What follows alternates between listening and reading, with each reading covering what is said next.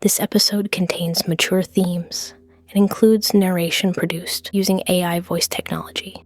Listener discretion is advised.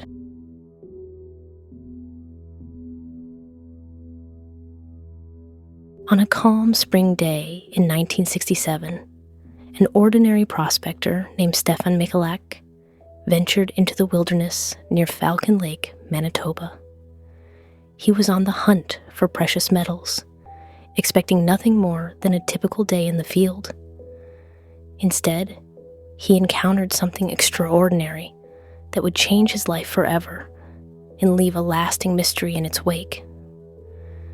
This is the story of the Falcon Lake incident, one of the most well-documented UFO encounters in history.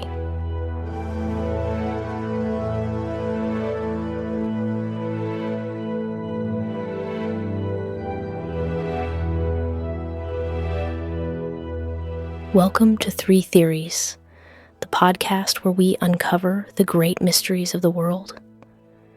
I'm Elena Hart, your guide on this journey through the unknown.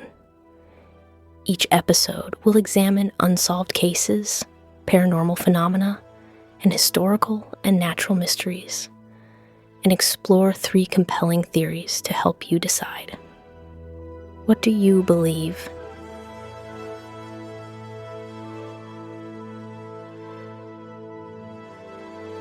In the mid-1960s, the world was gripped by the Cold War, space exploration, and an increasing fascination with UFO sightings. Amid this backdrop, one of the most compelling and mysterious UFO encounters took place at Falcon Lake, Manitoba, Canada, in 1967.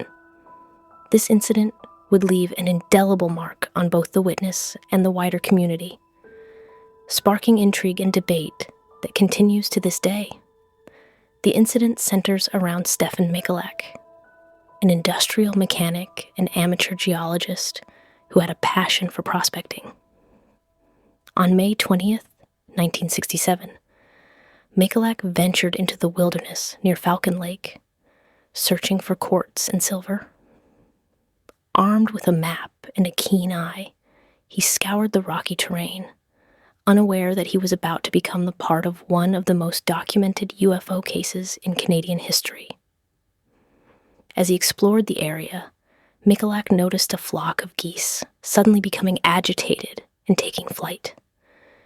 Curious, he looked up and saw two cigar-shaped objects descending from the sky.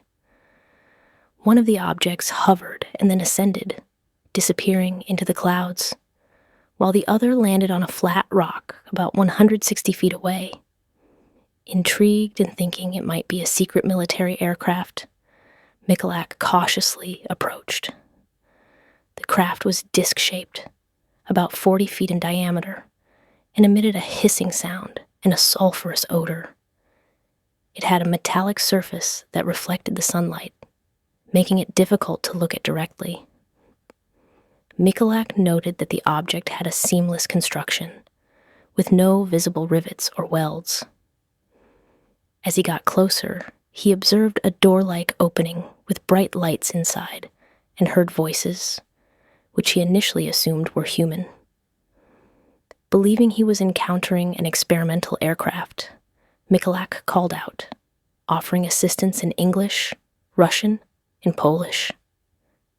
When he received no response, he attempted to make contact again, only to be met with silence.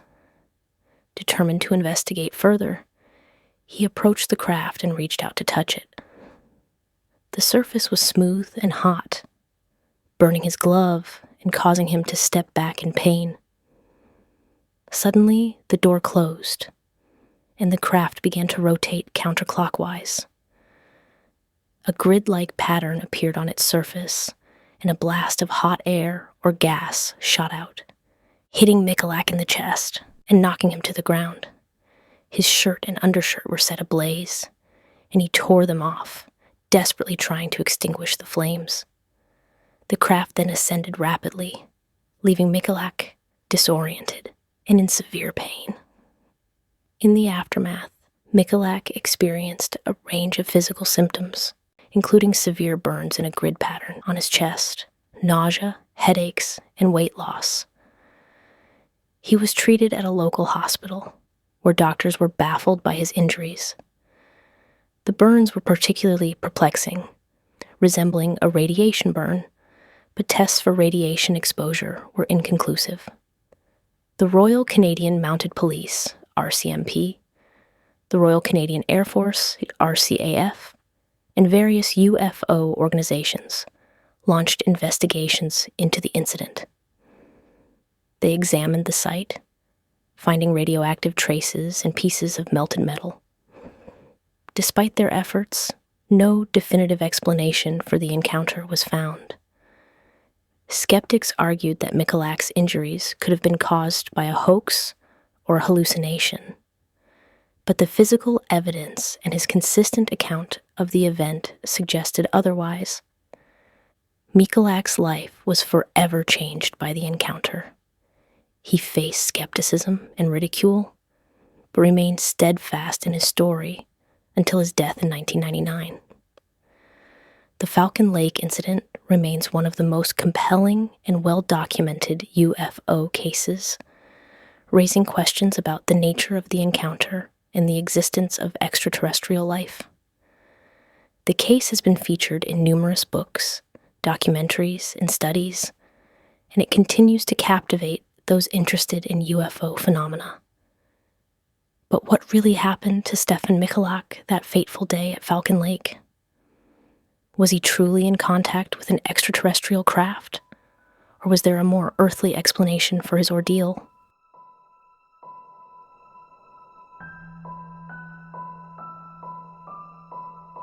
The first theory posits that Stefan Michalak encountered a secret military experiment at Falcon Lake.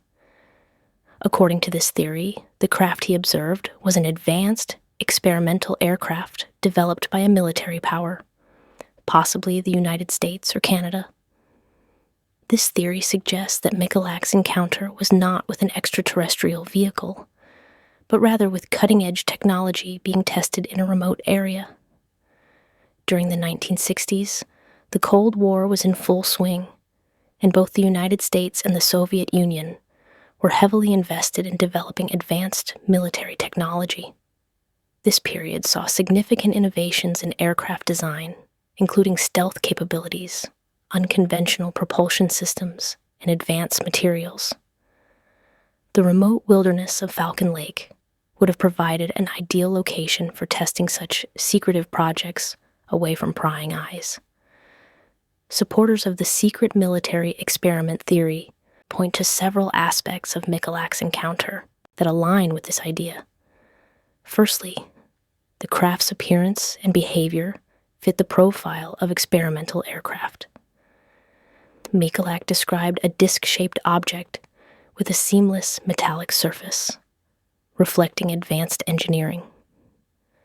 The craft's ability to hover, rotate, and emit a blast of hot gas suggests sophisticated propulsion technology that was not publicly known at the time. The voices Michalak heard inside the craft could have been military personnel communicating during the operation of the vehicle. His attempts to communicate in English, Russian, and Polish received no response, which might indicate that the occupants were under strict orders to maintain radio silence, or that they spoke a different language entirely, potentially indicating a covert operation. The physical effects Michalak experienced also support the secret military experiment theory.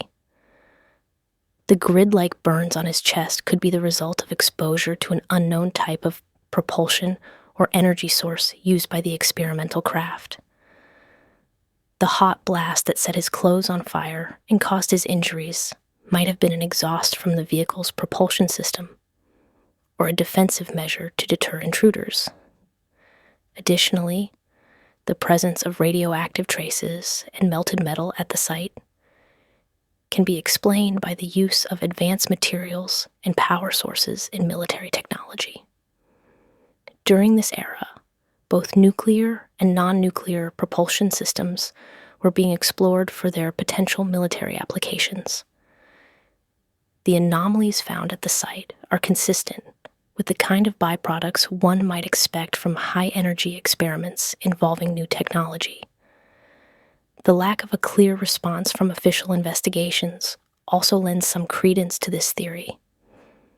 If the craft Michalak encountered was indeed part of a classified military project, authorities would have been reluctant to disclose any information that could reveal its existence. The involvement of the RCMP and RCAF, who found no definitive answers, could be seen as an intentional obfuscation to protect sensitive military secrets. Skeptics of this theory argue that it is unlikely Michalak would stumble upon such a top-secret operation without any prior indication. However, proponents counter that accidental civilian encounters with classified military tests have happened before, and Michalak's remote location made it a plausible testing ground for such activities.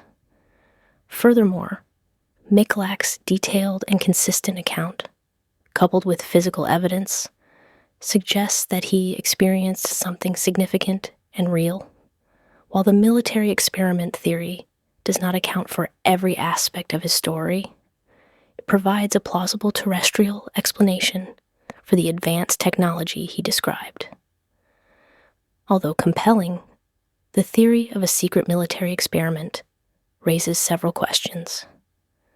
Why choose such a remote location? And how did a civilian, Michalak, come so close to discovering such classified technology?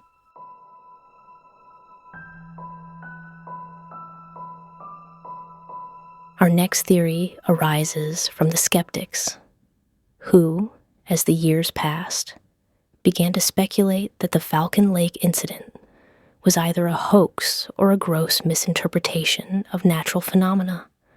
Could it be that Stefan Michalak, with a flair for the dramatic, orchestrated an elaborate deception? Or perhaps he mistook something more mundane for an extraordinary encounter. Supporters of the hoax theory argue that Michalak could have created the story to gain fame or financial benefit. In the 1960s, UFO sightings and extraterrestrial encounters were widely reported and often captured the public's imagination. Michalak's detailed account and physical evidence, such as the burns on his chest, could have been part of an elaborate fabrication.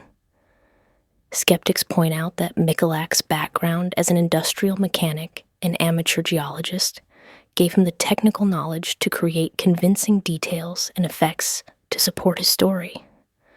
One possibility is that Michalak used common materials and chemicals to create the burns and other physical symptoms he exhibited. For example, certain acids and metals could produce burns similar to those he displayed, and the presence of radioactive material might have been staged using easily obtainable sources. Additionally, the sulfurous odor and strange sounds he described could have been fabricated using household items or small devices. However, Michalak's consistent recounting of the event and his refusal to profit from the story cast doubt on the hoax theory.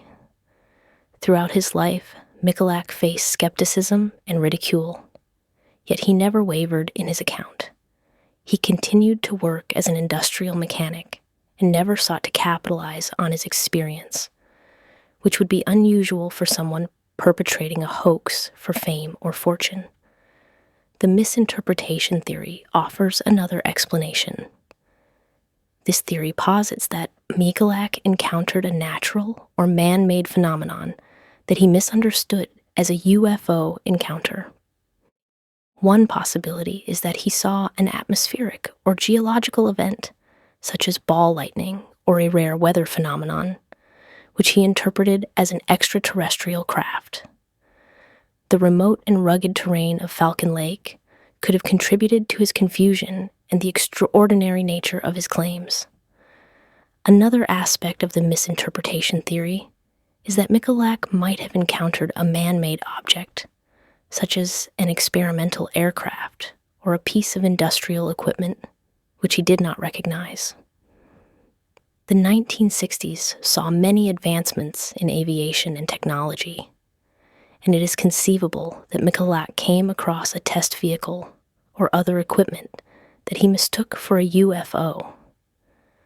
The burns on his chest could have resulted from exposure to exhaust or radiation from such equipment, rather than an alien encounter. Critics of this theory point out that Michalak's detailed descriptions of the craft, the sounds he heard, and the physical evidence he presented are difficult to reconcile with common misinterpretations. The radioactive traces and melted metal found at the site also challenge the idea that he simply misunderstood a natural or man-made phenomenon. Despite these points, the hoax or misinterpretation theory highlights the complexities and challenges of verifying extraordinary claims. If Michalak's encounter was indeed a misinterpretation, what could have caused such a profound and detailed experience? And if it was a hoax, why did he maintain his story without seeking personal gain?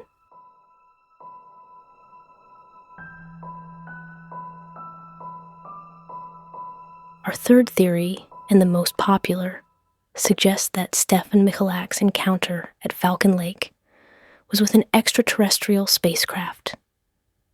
This theory speculates that the craft he saw and approached was not of this Earth, and the beings he heard inside were aliens conducting activities unknown to humans. Proponents of this theory point to the detailed and consistent nature of Michalak's account, as well as the physical evidence that supports the idea of a genuine, otherworldly encounter. Michalak's description of the craft was strikingly precise. He noted that the disc-shaped object was about 40 feet in diameter, had a seamless metallic surface, and emitted a sulfurous odor. The craft's advanced design, with no visible rivets or welds, suggested a level of technology far beyond what was known at the time. The door-like opening with bright lights inside and the voices he heard further added to the intrigue, painting a picture of a highly sophisticated, possibly alien, vehicle. Supporters of the extraterrestrial encounter theory argue that the physical evidence found at the site bolsters Michalak's story. Investigators discovered radioactive traces and pieces of melted metal, anomalies that were difficult to explain through conventional means.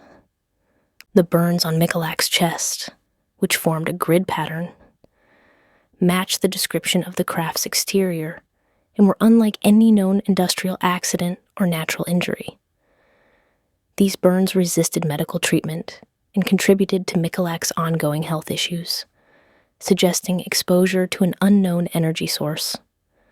Moreover, the sulfurous odor that Michalak described is often reported in other UFO sightings, which lends some consistency to his account. This peculiar smell, coupled with the strange hissing sound the craft made, indicated the presence of unfamiliar, potentially alien technology. Michalak's encounter shared similarities with other reported UFO incidents, adding weight to the theory that he experienced something genuinely extraterrestrial. The voices Michalak heard inside the craft also play a significant role in this theory. Although he could not understand the language, the presence of voices indicated intelligent beings inside the craft. Michalak's attempts to communicate in multiple languages suggest he was genuinely trying to make contact, further supporting the idea that he believed he was encountering an intelligent, possibly alien, presence. Skeptics argue that Michalak could have fabricated his story, or that he might have hallucinated the entire encounter.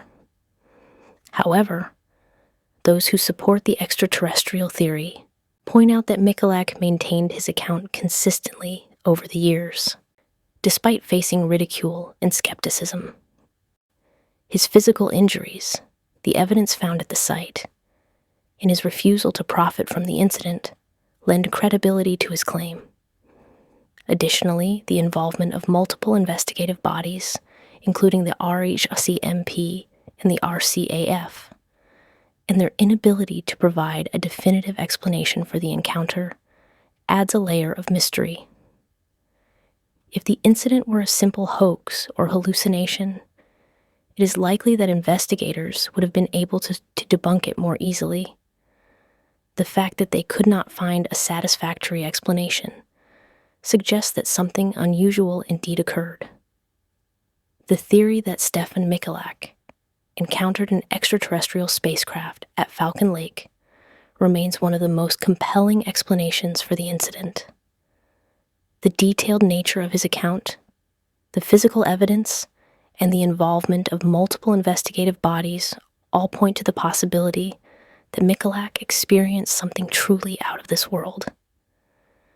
Whether or not one believes in the existence of extraterrestrial life, the Falcon Lake incident continues to challenge our understanding of what is possible and invites us to consider the profound mysteries that lie beyond our planet.